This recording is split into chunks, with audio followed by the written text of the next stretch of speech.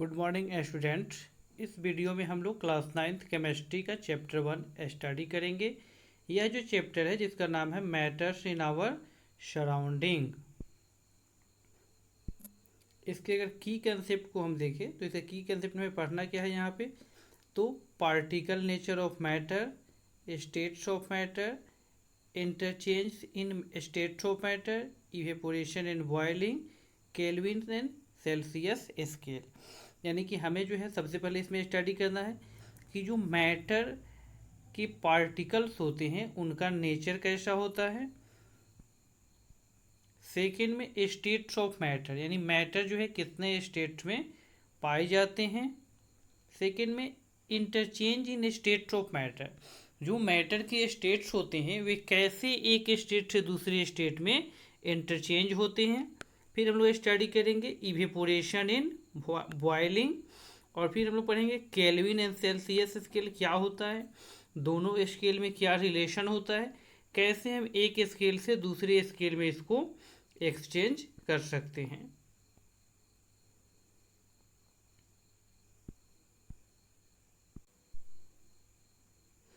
अब यहाँ पे हम देखते हैं पार्टिकल नेचर ऑफ मैटर।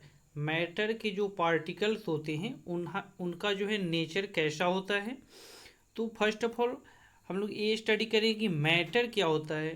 तो इसका अगर डिफिनीशन ऑफ मैटर का देखें तो any thing that occupies A space and has mass and is felt by senses is called matter. कोई भी ऐसी वस्तु जो कि कहीं रखने पर वह स्पेस ऑक्युपाइज करता है, जगह घेरता है, उसमें कुछ मास होता है और जिसे हम अनुभव कर सकते हैं, वे सारी वस्तुएं जो है मैटर कहलाती हैं। Matter is the form of 5 basic elements, the पंचतत्व air, earth, fire, sky and water. यानी बहुत पहले, आज से जब उसमें साइंस के बारे में हम लोग उतना स्टडी नहीं किए थे, डेवलप नहीं हुए थे, तो एक महान ऋषि कणाड हुआ करते थे। उन्होंने ऐसा बताया था कि यह जो ह्यूमन बॉडी है वो 5 प्रकार के तत्व से बने होते हैं, जिसका उन्होंने नाम दिया था air, earth, fire, sky and water.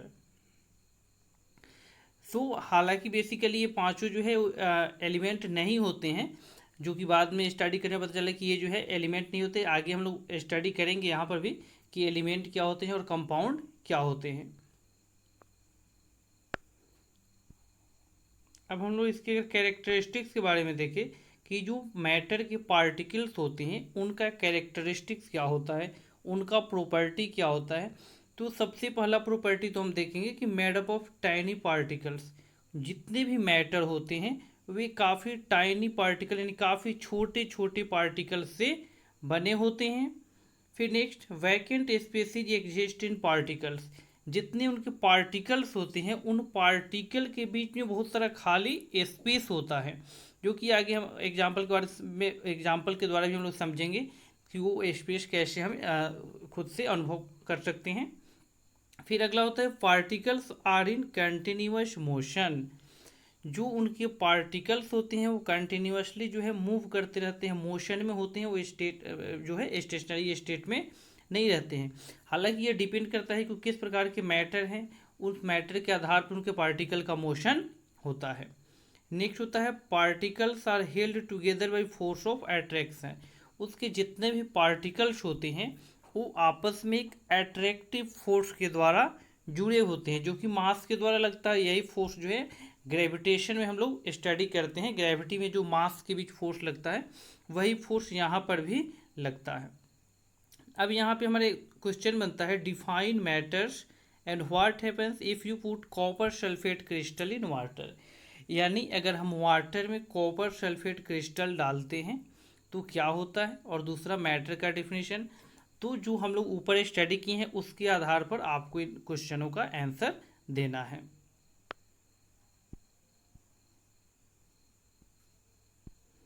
अगला टॉपिक हमारा आता है स्टेट्स ऑफ मैटर, यानी पदार्थ की अवस्थाएं। जो मैटर हैं वो किस फॉर्म में पाए जाते हैं। तो बेसिक क्लासिफिकेशन ऑफ टाइप्स, यहाँ पे हम टाइप्स के बारे में देखें तो पहला है बेस्ड अपॉन पार्टिकल अरेंजमेंट, यानी मैटर के पार्टिकल की अरेंजमेंट के आधार पर उनको जो है क्लासिफाई किया जा सकता है। दूसरा क्लासिफिकेशन जो इनका होता है based upon energy of particles, यानी मैटर के पार्टिकल की एनर्जी के आधार पर भी उनको क्लासिफाई किया जाता है।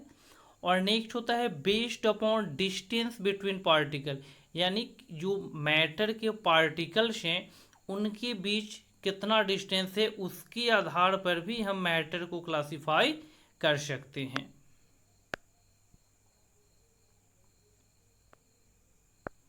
तो यहाँ पर हमें 5 टाइप्स ऑफ मैटर्स हैं, solid, liquid, gas, plasma and boss Einstein condensation, जिसे शॉर्ट में हम लोग BEC भी बोलते हैं।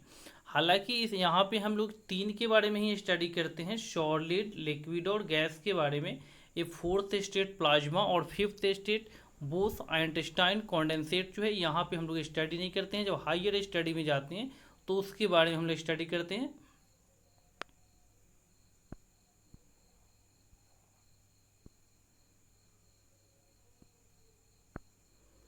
यहाँ पे हमारा दिया हुआ है सॉलिड, लिक्विड, गैस, और फिर नीचे तीनों का एक जो प्रॉपर्टी है उसको कंपैरेटिव फॉर्म में दिया गया है कि किस प्रकार से वो पाए जाते हैं। तो सबसे पहले अगर हम शेप और वॉल्यूम के आधार पर देखें तो जो सॉलिड होते हैं उनका शेप और वॉल्यूम दोनों क्या होता है, फिक्स्ड होते हैं, दोनों फिक्स्ड एंड डिफिनिट होते हैं। यानी जो सॉलिड का शेप होगा वो फिक्स होगा और जो वॉल्यूम होगा वो भी डिफिनिट होगा। जैसे आपका बुक है, पेन है, या फिर एक आप सॉलिड ईंट को देखें तो वो भी क्या है, सॉलिड है। आप किसी ईंट को कहीं पर भी रखेंगे तो उसका शेप जो है वैसा ही रहेगा, जैसे कि आपका जो है क्यूबॉइड के शेप का होगा।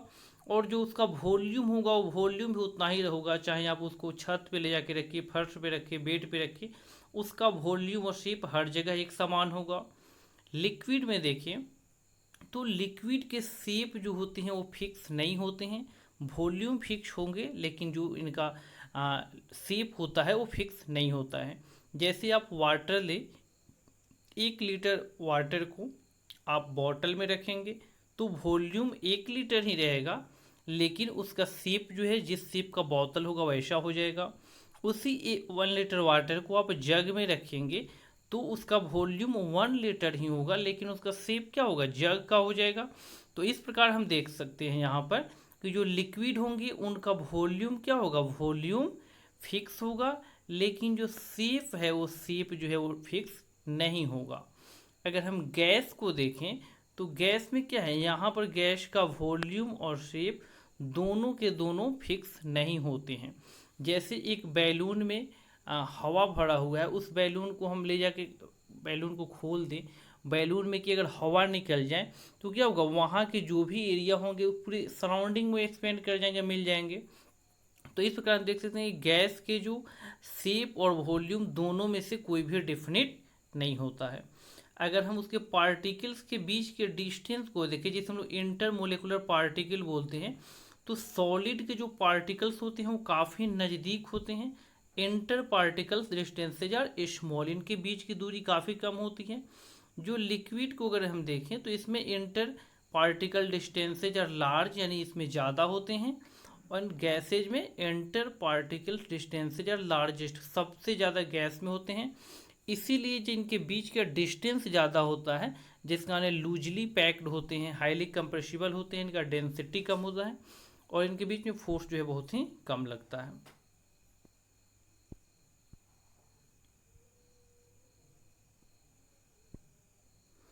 सॉलिड को अगर हम देखें तो ये इनकम्प्रेसिबल होता है। जनरली आप सॉलिड को जब दबाते हैं तो यह दबता नहीं है, इनकम्प्रेसिबल होता है। जो लिक्विड होगा ऑलमोस्ट इनकम्प्रेसिबल, हालांकि स्लाइटली कंप्रेसिबल तो होते हैं लेकिन कम होते हैं।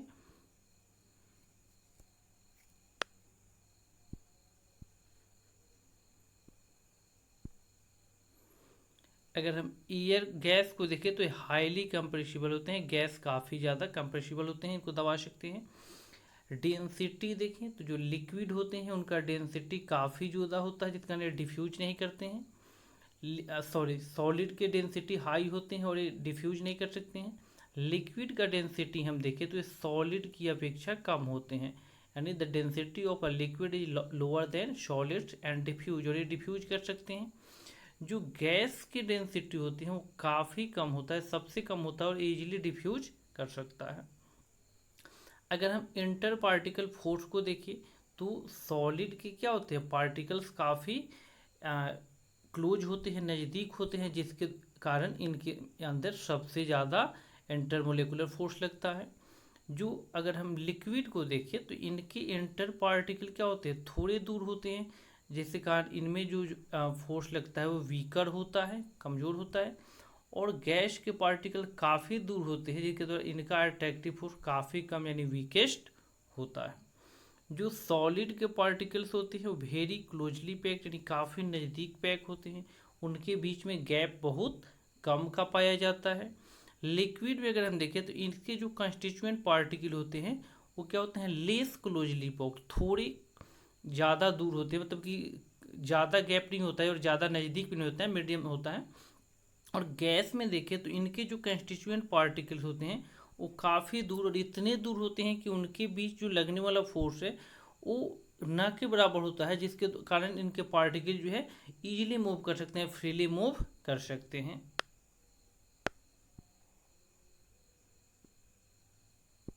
हम प्लाज्मा को देखिए तो plasma is an ionised gas. Plasma जो होता है एक आयोनाइज्ड गैस होता है, चार्ज्ड गैस होता है। A plasma is a very good conductor of electricity and is affected by magnetic field. Plasma जो होता है वो इलेक्ट्रिसिटी का गुड कंडक्टर यानी इससे होकर इलेक्ट्रिसिटी पास कर सकता है। और चूंकि आयोनाइज्ड होता है तो जब आयोनाइज्ड होगा तो क्या होगा, यह मैग्नेटिक फील्ड से अफेक्टेड होगा, मैग्नेटिक फील्ड इसको प्रभावित कर सकता है। Plasma like gases have an indefinite shape and in an indefinite volume, example ionised gas. और जो प्लाज्मा होते हैं इनका भी शेप और वॉल्यूम गैस की तरह ही इनडिफिनिट होते हैं, जैसे आयोनाइज्ड गैस। अब इसके एग्जांपल हम ले आयोनाइज्ड गैस, तो गैस का प्रॉपर्टी अभी हमने क्या पढ़ा कि उसका शेप और वॉल्यूम दोनों क्या होंगे, अनडिफिनिट होंगे। तो प्लाज्मा का भी क्या होगा, शेप और वॉल्यूम अनडिफिनिट होगा।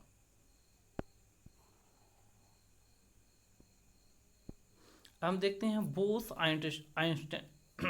आइंस्टाइन कॉन्डेंसेट, जिसको हम लोग शॉर्ट में बीईसी भी बोलते हैं। अब BEC is a state of matter date can arise at very low temperature, जो काफ़ी कम तापमान पर जो है यह एग्जिस्ट करता है।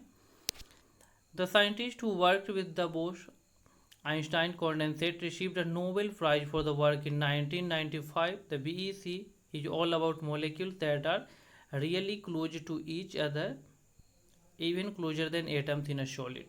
जो साइंटिस्ट इसके बारे में वर्क किए थे तो उनको नोबेल प्राइज 1995 पे मिला था। बीईसी जो है वैसे मोलिक्यूल के बारे में लोग स्टडी करते हैं जो काफ़ी नज़दीक हों, यानी यहाँ तक कि किसी सॉलिड के एटम से जितने नज़दीक होते हैं उससे भी ज़्यादा नज़दीक हों।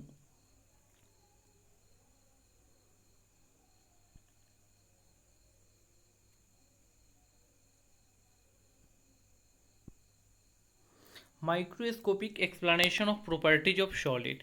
अब यहाँ पे हम सॉलिड की जो प्रॉपर्टी हैं उसको माइक्रोस्कोपिक एक्सप्लेनेशन करते हैं कि कैसे वो हम इसके बीच में डिफ्रेंशिएट कर पाएंगे।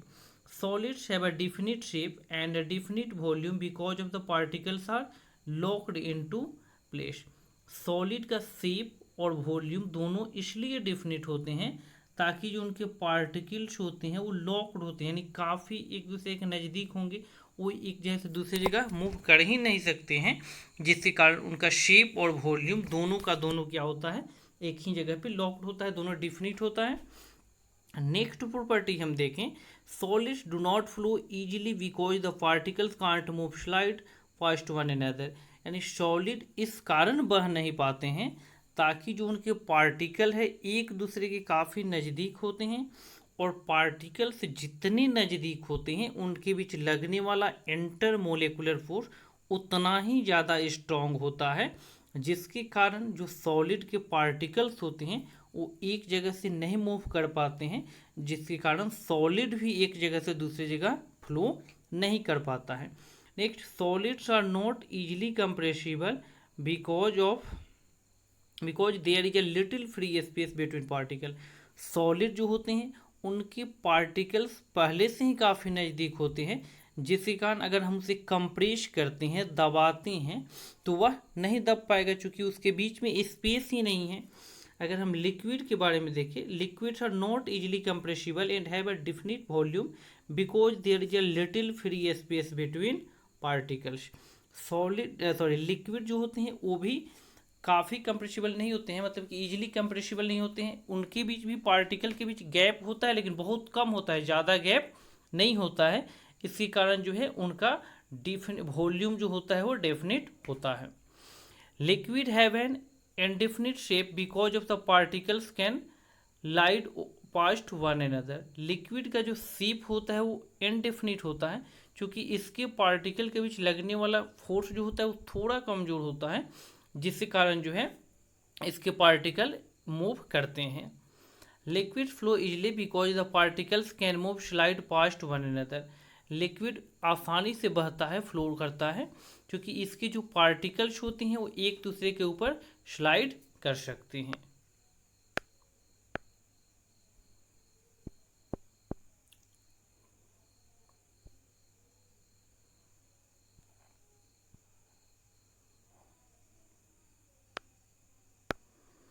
नेक्स्ट हम गैस के प्रॉपर्टी को देखिए। Gases are easily compressible because there is a great deal of free space between particles. Gas जो होते हैं वो काफ़ी कंप्रेसिबल होते हैं और इजीली कंप्रेसिबल होते हैं क्योंकि इनके पार्टिकल के बीच में काफ़ी ज़्यादा फ्री स्पेस पाया जाता है। तो जब हम कंप्रेस करते हैं तो इसके पार्टिकल फ्री स्पेस में जाते हैं तो वो इजीली कंप्रेस हो जाते हैं। Gases flow very easily because the particle randomly move fast one another.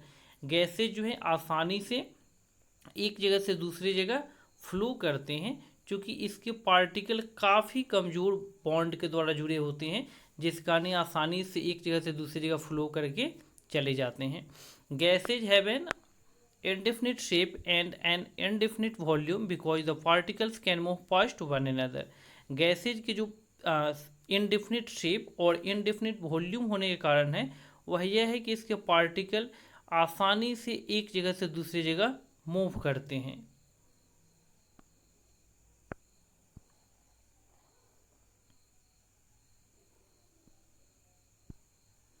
अब हम यहाँ पे प्लाज्मा और बीईसी के बारे में स्टडी करते हैं। प्लाज्मा में क्या होता है? Plasma have an indefinite shape and indefinite volume because the particles can move past one another. जो प्लाज्मा होते हैं इसके भी पार्टिकल जो हैं एक जगह से दूसरी जगह मूव करते हैं, जिसके कारण इसका भी वॉल्यूम और शेप दोनों इनडेफिनिट होता है। Plasma are easily compressible because there is a great deal of free space between particle. जो प्लाज्मा होते हैं वो इजीली कंप्रेसिबल होते हैं, यानी जब हम उसको दबाएंगे तो इजीली दब जाएंगे क्योंकि उनके पार्टिकल के बीच में काफ़ी ज़्यादा फ्री स्पेस पाया जाता है। Next, plasma are good conductor of electricity and are affected by magnetic fields because they are composed of ions. Plasma जो होते हैं वो इलेक्ट्रिसिटी के गुड कंडक्टर होते हैं और ये मैग्नेटिक फील्ड से प्रभावित होते हैं, और ऐसा इसलिए होता है क्योंकि ये आयंस के मिलने से बने होते हैं। और जैसा कि हम लोग जानते हैं कि जो आयन होंगे वो क्या करेंगे? इलेक्ट्रिसिटी को कंडक्ट करेंगे और मैग्नेटिक फील्ड से अफेक्ट होंगे। अब हम बीईसी के बारे में स्टडी करते हैं। तो बीईसी के जो पार्टिकल्स होते हैं वो काफ़ी कम एनर्जेटिक होते हैं। That is particles are very less energetic than solid because exist at very low temperature. जो बीईसी होते हैं वो काफ़ी कम टेम्परेचर में एग्जिस्ट करते हैं, जिसके कारण जो होता है बीईसी के पार्टिकल काफ़ी लो टेम्परेचर में होते हैं। इसी कारण बीईसी जो होता है वो उसके पार्टिकल काफ़ी कम एनर्जेटिक होते हैं। नेक्स्ट है, particles are literally indistinguishable because they are locked into same space. जो इसके पार्टिकल्स होते हैं वो इनडिस्टिंग्विशिबल होते हैं, यानी हम उनके बीच में क्या होंगे? अंतर नहीं कर पाएंगे क्योंकि वो क्या होते हैं? सेम स्पेस में लॉक होते हैं। BEC shows super fluidity because particles can flow without friction. BEC में बहुत ज़्यादा फ्लूइडिटी पाई जाती है और ऐसा इसलिए क्योंकि उसके पार्टिकल जो हैं वो बिना किसी फ्रिक्शन के जो है एक जगह से दूसरी जगह फ्लो कर सकते हैं। तो आज की वीडियो में हम लोग इतना ही स्टडी करें।